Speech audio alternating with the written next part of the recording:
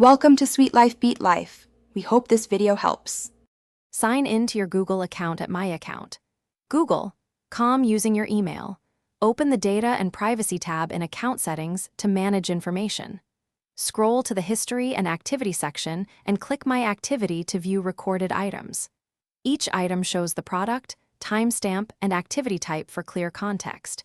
Use the three-dot menu next to any entry to see delete options. Being signed in ensures you manage history across devices consistently and securely. Open My Activity and click Delete Activity to choose deletion options. Select All Time to remove everything, or pick a custom date range for selective removal. You can also filter by product, like Search or YouTube, to delete only that product's activity. Review the preview of items and confirm deletion when the prompt appears. Deletions are permanent for your account and apply across signed-in devices instantly. Use filters carefully to avoid unintentional data loss. Enable auto-delete in web and app activity to remove data older than your chosen period.